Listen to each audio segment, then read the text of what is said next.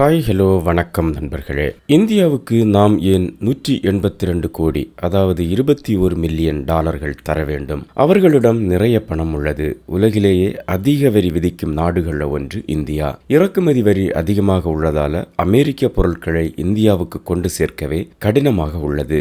India மீதும் பிரதமர் மோடி மீதும் எனக்கு மரியாதை உண்டு. ஆனா இந்தியாவில் வாக்கு சதவிகிதத்தை அதிகரிக்க அமெரிக்கா எதுக்காக பணம் வழங்க வேண்டும் என அமெரிக்க அதிபர் ட்ரம்ப் கூறியிருக்கிறார். அமெரிக்க சார்பில் உலகம் முழுவதும் சுமார் 180 நாடுகளுக்கு ஆண்டுதோறும் பல்வேறு பிரிவுகளில் நிதியுதவி கொடுக்கப்பட்டு வருது. இதுக்காக ஒரு ஆண்டுல சுமார் 68 பில்லியன் டாலரை அமெரிக்கா செலவிடுது. இதுல உக்ரைன், இஸ்ரேல் உள்ளிட்ட நாடுகளுக்கு அதிக அளவு நிதி கொடுக்கப்படுது.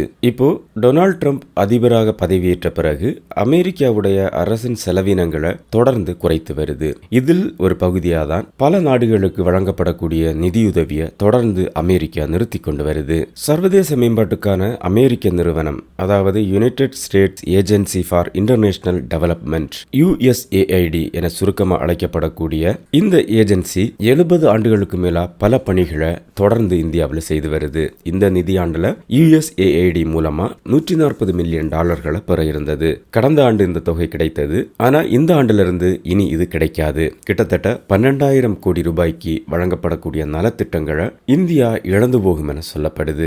2023-24 நிதியாண்டுல USAID ஒதுக்கீடு மூலமா இந்தியாவின் அரசு மற்றும் சிவில் சமூக திட்டங்களுக்கு 6.8 மில்லியன் டாலர்கள், சுகாதாரத்திற்கு 55 மில்லியன் டாலர்கள், சுற்றுச்சூழலுக்கு 18 மில்லியன் டாலர்கள், சமூக உள்கட்டமைப்புக்கு 7.8 மில்லியன் டாலர்கள் ஒதுக்கீடு செய்யப்படுவதா சொல்லப்படுது. இந்த ஒதுக்கீடுகள் அப்படியே முடக்கப்பட்டிருக்கு. பெரும்பாலும் அமெரிக்காவோட இந்த நிதிகள் இந்தியாவில் சுகாதார திட்டங்களுக்கு பயன்படுத்தப்படுவதா சொல்லப்படுது. 1990 இருந்து USAID மூலமா இந்தியாவில் 2 மில்லியனுக்கும் அதிகமான குழந்தைகளின் உயிரை காப்பாற்ற இந்த திட்டங்கள் உதவி செய்திருக்கு.